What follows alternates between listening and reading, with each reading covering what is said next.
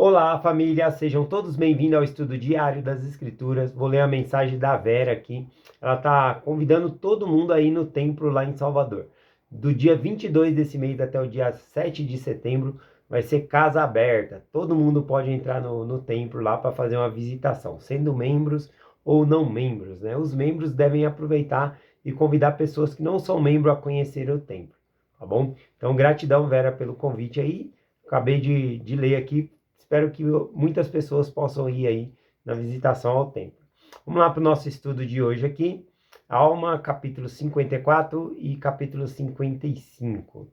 Bom, aqui no capítulo 54 a gente vê que Moroni ele recebe uma carta, né, uma epístola ali de Amoron, inimigo, né, o rei dos Lamanitas ali.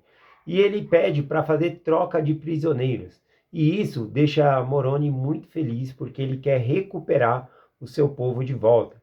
E entre os que haviam sido feito prisioneiro pelos Lamanitas, tinha mulheres, crianças, né, o pai de família com seus filhos ali. Então, dado essa circunstância, vista que os nefitas também tinham prisioneiros, né, lamanitas, que eles não queriam matar, então eles guardaram como prisioneiro ali. E ele quis trocar prisioneiro, então, ele ficou muito feliz com essa proposta de Amoron. Porém, ele tenta usar uma estratagema aqui, né? Como ele não tinha mulheres e crianças entre ele, fala que cada prisioneiro que ele trocar, né, deve ser trocada por uma família inteira aqui. A gente vai acompanhar isso aqui, tá bom? Então ele tenta usar dessa estratagema para conseguir o maior número de pessoas de volta aqui, tá bom? Vamos ver aqui no versículo 4 em diante. E assim escreveu uma epístola enviando pelo servo de Amoron. O mesmo que havia enviado a epístola a Moroni. Ora, essas são as palavras que escreveu a Amoron. Então aqui a gente está vendo agora, a partir do versículo 5, as palavras que Moroni escreve para Amoron, né? Eu queria fazer um resumo nessa parte, mas são muitas coisas profundas aqui, né? Que Moroni ele fala. Ele é muito decidido, então é bom eu ler essa parte aqui, o que ele escreveu para Amarão aqui. Diz assim, a partir do versículo 5. Eis que Amarão, eu escrevi-te algo acerca desta guerra que empreendeste contra meu povo, ou melhor, que teu irmão empreendeu contra eles, que ainda está determinada a continuar após a sua morte.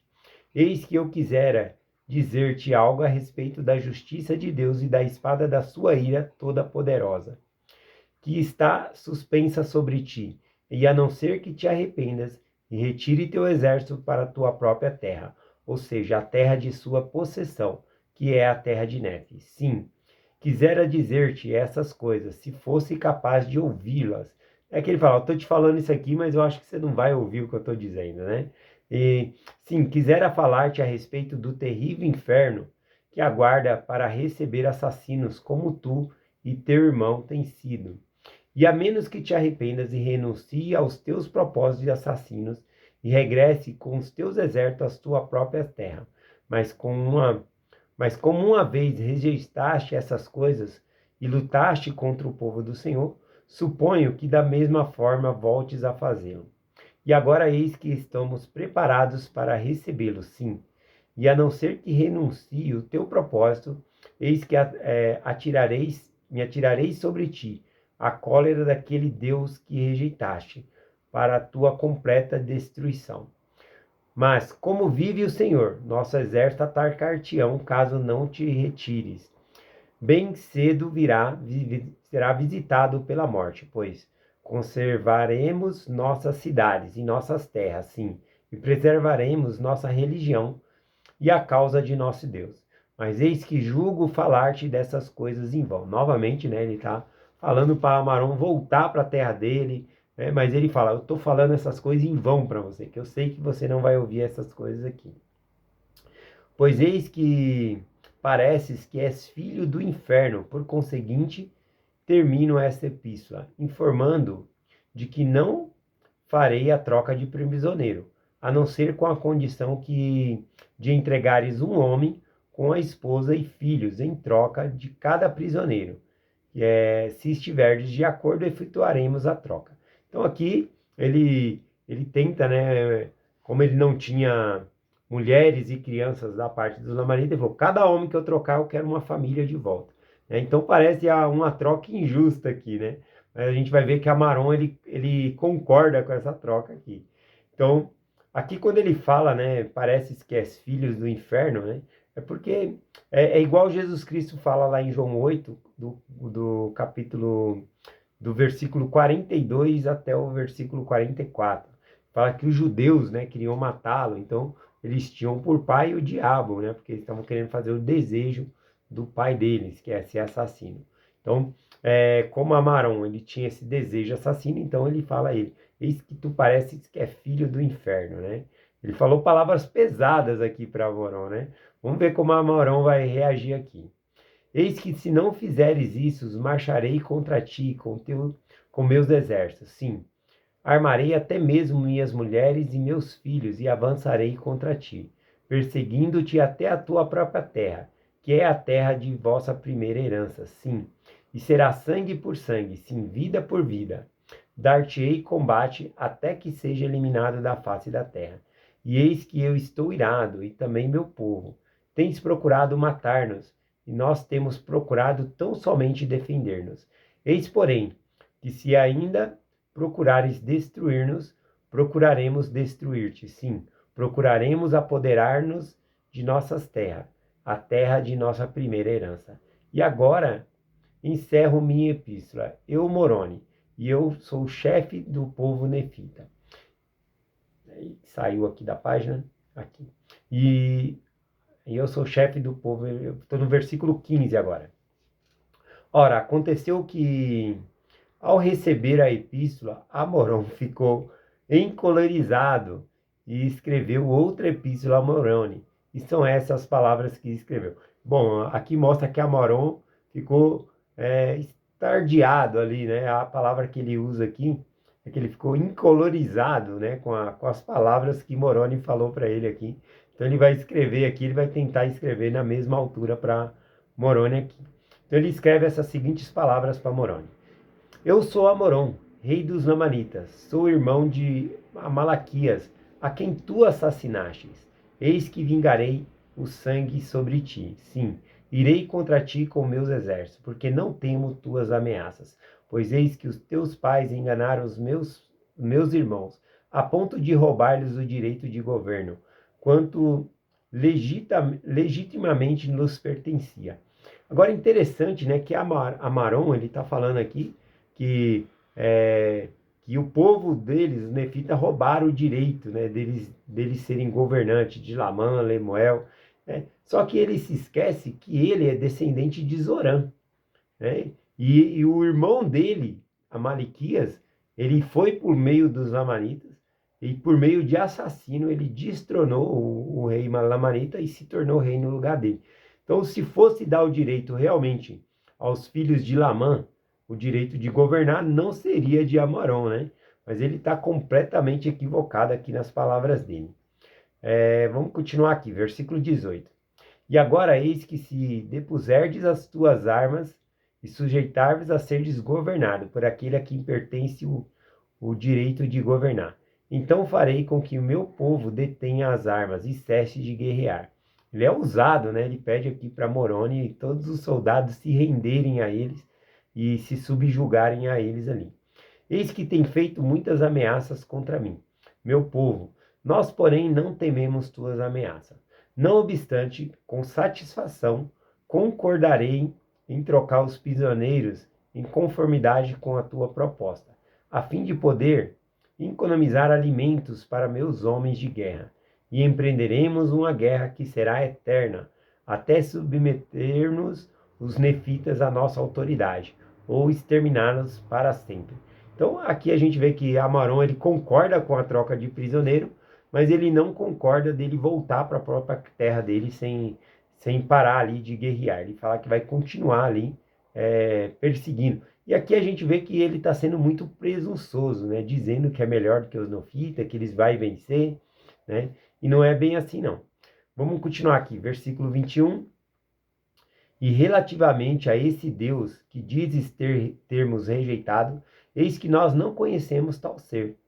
Vós tampouco, mas se existe tal ser, nós sabemos apenas que ele nos criou, tal como vós. E se é que existe um diabo, um inferno.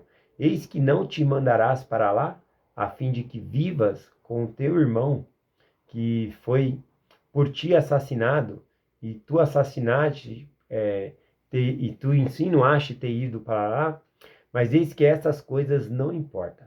Eu sou Amoron, descendente de Zorã, e que os teus pais pressionaram e trouxeram da terra de Jerusalém. Engraçado, né? Porque lá em 1 Nef 4, do 35 ali em diante, fala que Zorã ele veio voluntariamente, ele fez juramento e veio, ele tomou confiança, tomou coragem e veio junto com Leí e sua família para essa terra aqui. E se ele tivesse ficado lá, provavelmente teria morrido, né? Porque os soldados da Babilônia, quando chegaram, eles exterminaram quem era soldado. E Zorã, ele era um guarda de Labão. Então, provavelmente ele iria morrer, tá bom? Então, na verdade, Nef salvou a vida dele fazendo um convite para se juntar a eles aqui. E ele não foi forçado a vir, como Amarão aqui tá distorcendo as coisas. E ele termina aqui no versículo 24 aqui dizendo: Eis que agora eu sou um bravo lamanita. Verdadeiramente ele é descendente de Zorã, né? Mas ele fala que é um bravo lamanita, porque ele assumiu sobre si a condição de lamanita. Eis que essa guerra foi empregada para vingar as ofensas cometidas contra eles, para obter e manter os seus direitos de governo. E termino minha epístola a Moroni. Bom, aqui quando eu li pela primeira vez, eu pensei, pelo menos Amaron concordou, né, com a troca de prisioneiros. E aí a gente vê no capítulo 55 a reação de Moroni com essa carta aqui de Amoron, né? E aconteceu, começando no versículo 1 aqui, ó, e aconteceu que quando recebeu essa epístola, Moroni ficou ainda mais irado, porque sabia que Amaron tinha perfeito conhecimento de sua fraude. Sim, ele sabia que Amaron não ignorava que aquela guerra contra os nefitas era movida por uma causa injusta, né? E que era fraude isso que ele estava falando aqui, a respeito de que os lamanitas que tinham o direito ali de governar. Versículo 2 aqui, e disse, eis que não farei a troca de prisioneiro. Aqui Moroni ele não está escrevendo de volta não para Amarão. Ele recebeu a carta e agora ele vai armar um plano para recuperar. Ele ama o povo dele, ele vai recuperar o povo dele de volta. Tá bom? Então veja, depois de receber essa carta, ele disse assim, e disse-lhe, eis que não farei a troca de prisioneiro com Amoron, a não ser que ele abandone o seu propósito, como declarei em minha epístola, porque não permitirei que adquiras mais poder do que tem.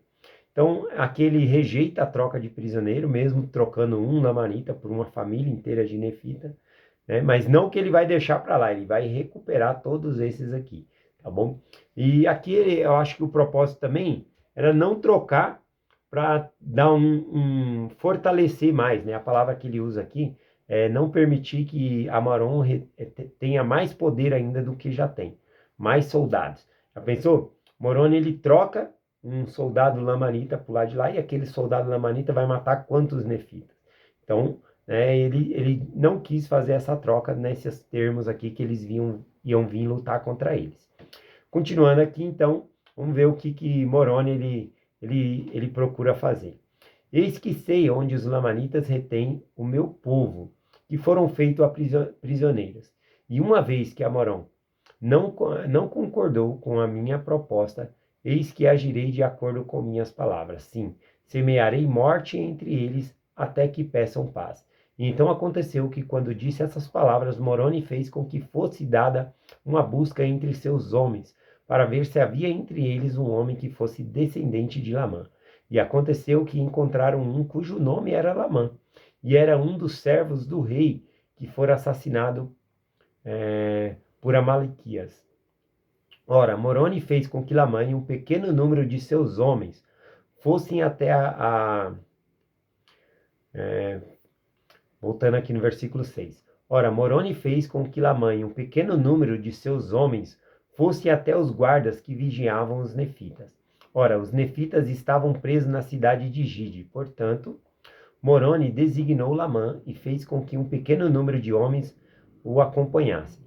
E quando chegou a noite, Lamã dirigiu-se aos guardas que vigiavam os nefitas. E eis que eles viram se aproximar e detiveram-no.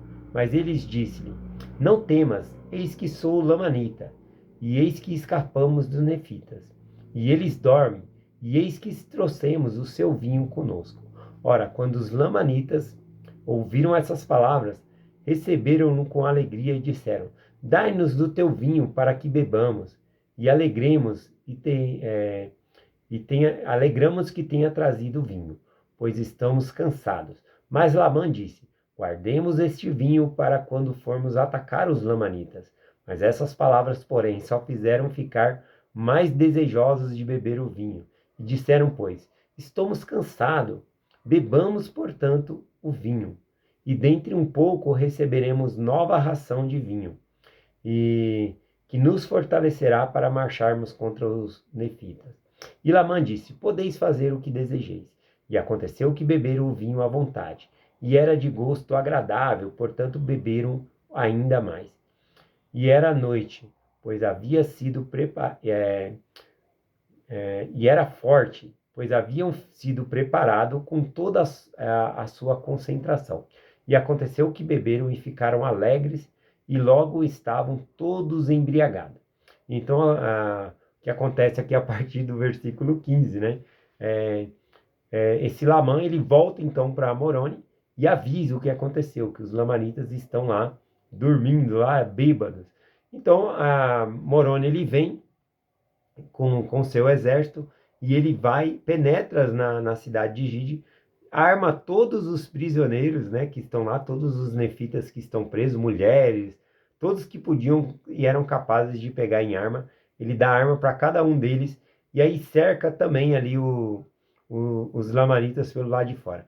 Aqui o versículo 19 diz assim, ó: Mas eis que não era esse o desejo de Moroni, o desejo de matar os lamanitas, porque eles estavam bêbados, era fácil ali, né, matar eles, porque eles estavam embriagados, tá bom, naquela noite. Mas ele não queria fazer essa covardia, tá bom, de matar eles ali, eles bêbados, né, sem eles poderem se defender. Ele não se aprazia no assassinato ou derramamento de sangue, mas aprazia-se em salvar o seu povo da destruição. E para não incorrer em injustiça, não queria cair sobre os lamanitas e destruí-lo quando estivesse embriagado. Tem um termo, né, que as pessoas usam, um ditado, fala sobre chutar cachorro morto. Chutar cachorro morto, né, agredir uma pessoa que não tem capacidade de se defender, tá bom? Então aí tem essa expressão dizendo, né, chutar cachorro morto. Então Moroni, ele não queria chutar cachorro morto, no sentido de que matá-los, sendo que eles estavam indefesos naquele momento. Então ele queria ter mais prisioneiros de guerra. Na verdade, ele queria recuperar o seu povo, que era o que ele estava fazendo. Mas então ele não ia matar os nefitas, os lamanitas, e ia aprisioná-los aqui, como a gente vê, tá bom? Então esse é o resumo aqui da história. Ó. Do versículo 25 ao versículo 33, após libertar todos os nefitas que estavam ali em cativeiro, né? Nem precisou fazer troca de prisioneiro. Agora ele tinha um grande número de prisioneiros, porque esses também se entregaram a eles. E aí ele fez com que eles fortalecessem a cidade de Gide, né? Fazendo com que ela se tornasse uma grande fortaleza ali, tá bom? E assim conservando para proteger, né, os nefitas. E também aqui fala no versículo que os nefitas conservaram e protegeram todos os prisioneiros que eles tinham ali, sem maltratar, né, os lamanitas ali. Eles também procuraram protegê-los ali. Vamos lá, aqui também diz nesse capítulo que muitas vezes os lamanitas tentaram envenenar eles, dando vinho, algum estratagema, mas eles não caíram nesses estratagemas aqui. Vamos finalizar os últimos dois versículos aqui, versículo 34 e o versículo 35. E eles estavam continuamente levando novas forças para aquela cidade, e também novas provisões.